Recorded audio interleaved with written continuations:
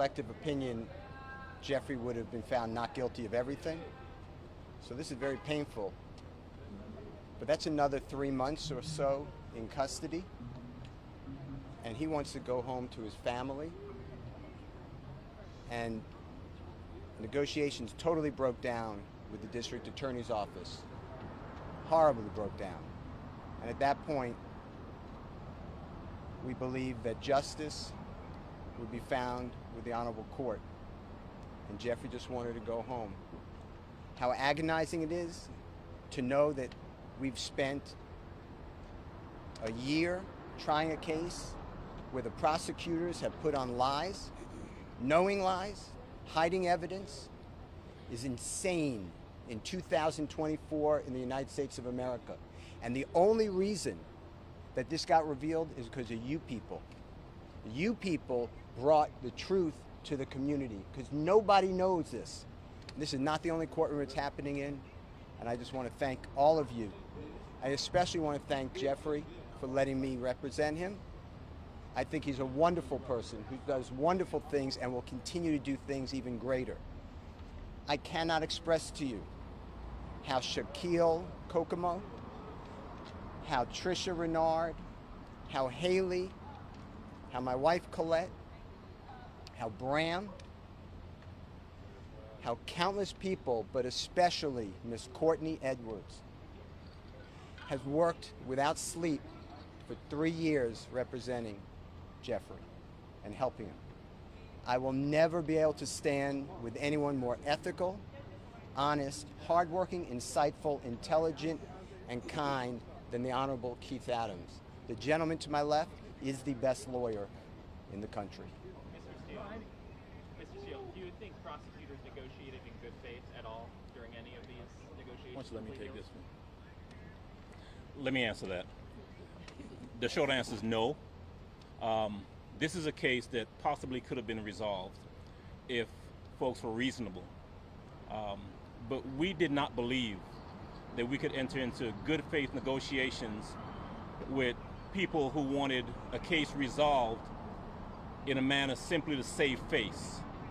And Jeffrey Williams was not going to say things that they wrote for him, that they wanted him to say, that was their theory when it wasn't true. And so, good faith, no. I don't believe we were ever really negotiating in good faith. And you've been here the past year that this case has been on trial. You've seen the numerous motions for mistrial.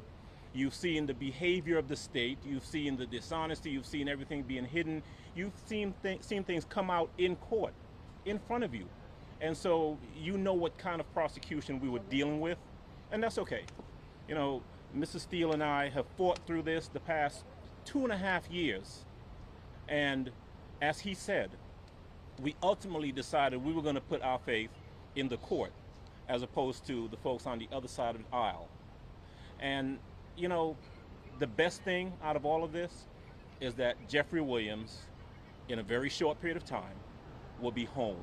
And that's all we've wanted from May 9th, when they went and picked him up and have held him in jail without a bond for the past 2.5 years. He'll be home shortly. Keith and Brian, this either one of you can answer. So I have 2 questions for you. First off, you go into a blind plea, you don't know, right? There's nothing for sure. What was your emotions like when you guys went into that? I would imagine the conversation, can you kind of take us into the room before you went out into court, what the conversations were back and forth? Obviously, I know there's attorney-client privilege, but it's a big decision. Well, I didn't want to give up the jury trial, but that was a decision made, and once that decision was made, we were just thankful that there are people like the Honorable Judge Whitaker who understands what a trial is like and what it should be like. And I cannot thank the Honorable Court for being here and coming in. She is not our first judge, but she's the first time we received justice. Mr. Adams, this is your second high-profile RICO case here in Fulton County. Do you think that maybe the prosecutor's office is abusing that statute? And what are your opinions of RICO generally? I have, for the 30-some-odd years that I've practiced law, always believed that if you, as a prosecutor, think that someone has committed a crime, you charge him with the crime, you put it in front of a jury, and then you do it fairly and let the chips fall where they may. The courtroom is not the place to get adventurous, to get inventive, to think, well, we don't have evidence on him for any of these incidents, but maybe, if just maybe, we tie him up in a RICO and put him with people who may have committed crimes, we can get him that way. That's an abuse. And so, yes, for some strange reason, the Fulton County DA's office seems to be in love with RICO, and my honest opinion is that they're in love with it because it makes it easier for them to try and convict people that they otherwise could not convict. And that's what was happening here. We're fighting a mountain, reams of evidence, most of which didn't have anything to do with us. And so, is it an abuse? I think it is. There are better ways to, and I used to be a prosecutor, right? And I can tell you that there are better ways to prosecute cases than the way this case was prosecuted. You guys obviously rejected initially what the state was going to offer.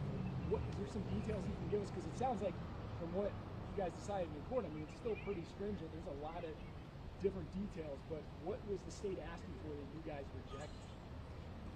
I'm not going to get into plea negotiations because they are privileged under statute, but it was outrageous. They would let him out of custody, but they would have a tether around him so tight that it's unconscionable. And how are y'all feeling about what the sentencing is, especially with not being able to be in Metro Atlanta except for specific parameters, and how is Mr. Williams feeling about that decision? You know, we're okay with the sentence. There comes a time in any case, if a person is sentenced, that we're out of the courtroom, and now what happens to that person is entirely up to them.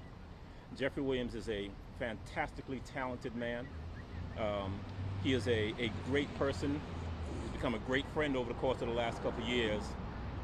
And he has the ability, the incentive to go forth and do everything he needs to do to put this behind him. And we're confident that he will. One of the questions you asked a little earlier was, what was that feeling like, stepping into a courtroom to do what's called a blind plea, not knowing what's going to happen?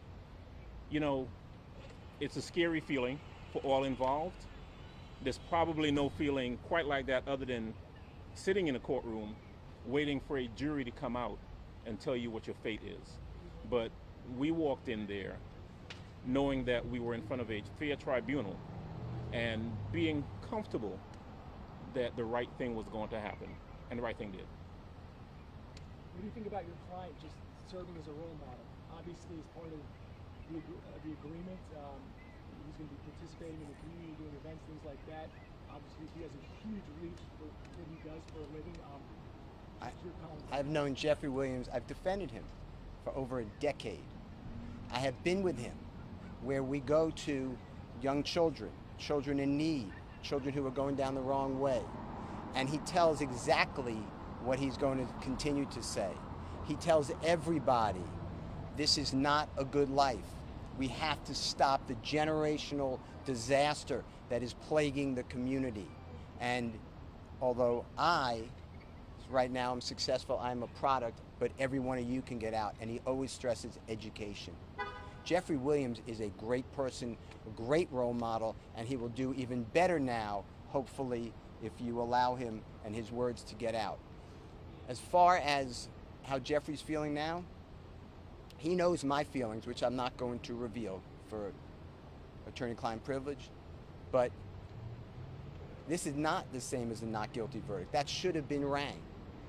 But nobody here wakes up every day on a concrete floor that they're calling his bed, gets up at 4:15, gets shackled at his feet, his waist, and his hands, comes to the Fulton County Courthouse to be on concrete, eating out of a bag. Doritos is his meal of choice.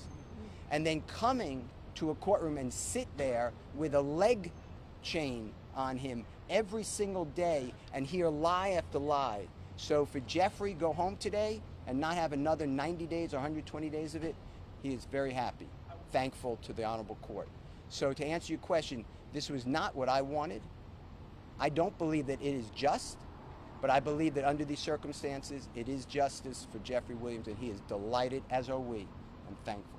Can I ask you? You were standing right next to him as he was addressing the judge. What seemed like a very sincere apology to her, or apology to the court, and what happened, what has gone on.